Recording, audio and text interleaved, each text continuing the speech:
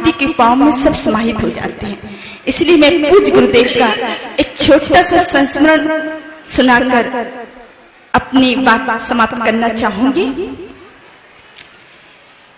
इस संसार में सूरज पर भी धूल फेंकने वाले लोगों की कमी नहीं है। पारसनाथ भगवान के समय में एक कमठ हुआ था, तो राम भगवान के समय में एक रावण हुआ था, और कृष्ण जी के समय में एक कंस हुआ था। हर सज्जन व्यक्ति के विरोध में कोई न कोई एक दुर्जन खड़ा होता है। ऐसा ही कुछ प्रसंग चला था। हम सभी आर्यकाएं पूज्य गुरुदेव के सम्मुख थे। कुंडलपुर सिद्ध क्षेत्र का प्रसंग है।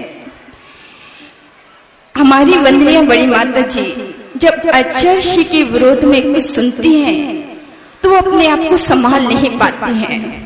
एक पुस्तक हम लोगों के सम्मुख आई। हम आर्यकाएं गुरु जी के सम्मुख विराजमान थे। वंदनीय बड़ी माता जी ने एक आर्यका को पुस्तक दी और कहा, गुरुदेव की बाजूटे में इस पुस्तक को रख दो। आर्यका जी खड़ी हुई और गुरुदेव के बाजूटे में पुस्तक रखने लगे। तो आचार्य जी ने पूछा, क्या है? तो वंदनीय बड़ी माता जी ने कहा, आचार्य जी एक पुस्तक है, आप पढ़ लीजिए। इस पहले बताइए इसमें है क्या? आचार्य जी कुछ विरोध में लिखा है। आचार्य जी कहते पुस्तक वापस, मतलब यहां तक मत लाओ। अब वह आर्यका खड़ी, वो आर्यका पूछती है, मैं किसका कहना मानूं? वंदनीय बड़ी माता जी कहती पुस्तक वहीं रखो। आचार्य जी कहते पुस्तक वापस उठाओ। उन आर्यका ने पूछा, मैं किसका कहना मानूं? आचार्य जी मैं किसका कहना मानूं, अपनी बड़ी माता जी का कि आपका? आचार्य जी कहने लगे, मेरा कहना मानो, पुस्तक वापस रखो, उठा लो।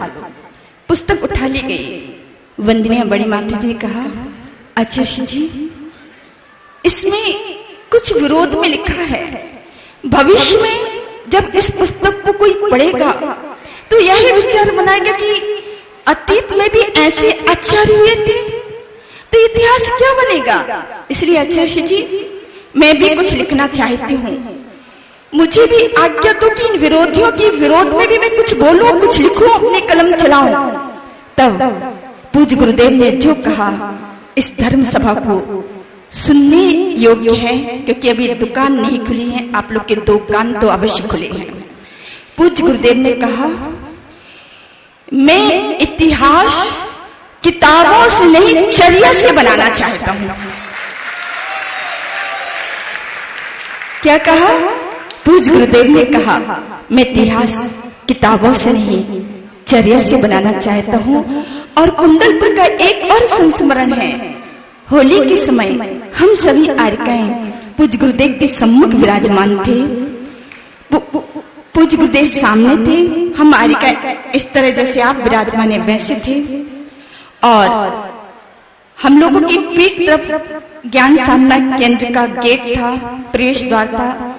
अचानक प्रवेश द्वार से बहुत जोर की जयकारी की आवाज आई। आर्यकाओं ने सहज ही ऐसा, क्योंकि अनादिकालीन संस्कार रहते हैं, सहसा ही पलटकर ऐसा देख लिया।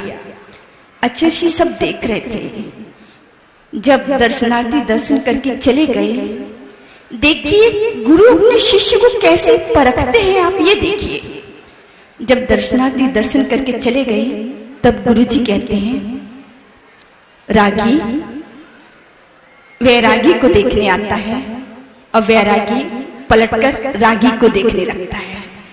इस तरह आचार्य जी हम लोगों को समय समय पर सतर्क करते रहते हैं। चूंकि समय का अभाव है, लेकिन पूज्य मुनिवृंद जो कि इस मंच पर विराजमान है,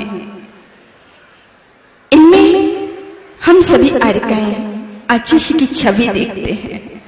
हम लोगों को 6 वर्ष से आचार्य के दर्शन नहीं हुए, पर महाराज श्री को देखकर मन तृप्त हुआ और बहुत शांति मिली। छोटा सा संस्मरण है, बिल्कुल मैं समय पर समाप्त कर दूंगी। सन 1978 की बात है। 1978 में कोई आचार्य जी ही थे और कोई मुनि वृंद संघ में नहीं थे, 4 क्षुल्लक जी थे। स्वाध्याय चल रहा था। क्षुल्लक श्री समय सागर जी महाराज का क्षुल्लकों में अंतिम क्रम था। स्वाध्याय के दौरान किसी एक क्षुल्लक जी ने आचार्य के सम्मुख अपनी जिज्ञासा प्रकट करी। आचार्य जी ने कहा, चिंतन करो। क्षुल्लक श्री समय सागर जी महाराज इसको सुन रहे थे। सन 1978 से लेकर 2019, आज कितनी तारीख है? आज 2008 दिसंबर 2019, 41 या 42 वर्ष हो गए। तब से आज तक पूज्य मुनि श्री जी ने आचार्य श्री से कोई जिज्ञासा प्रकट नहीं की, कभी कोई शंका नहीं की, कभी को कुछ भी नहीं पूछा। क्यों? क्योंकि उन्होंने उस समय सुन लिया था, चिंतन करो। तब से मुनि श्री निरंतर चिंतन में ही डूबे रहते हैं। एक बार किसी ब्रह्मचारी जी ने पूज्य मुनि श्री से पूछा, आपने अपने गुरुदेव से कभी कुछ कहा नहीं? मुनि श्री जी ने कहा, हाँ कहा ना। क्या कहा? जो आज्ञा के अतिरिक्त इतने महान गुरु से और क्या कहा जा सकता है? चिंतन करो। ये 2 शब्द सुनकर कभी कुछ पूछा नहीं। जो आज्ञा, इन 2 शब्द के अतिरिक्त कभी कुछ कहा नहीं। ऐसे 4 शब्दों में सिमट कर जिनकी साधना निखरी है, खिली है, ऐसे पूज्य मुनि श्री समय सागर जी महाराज है। हम धन्य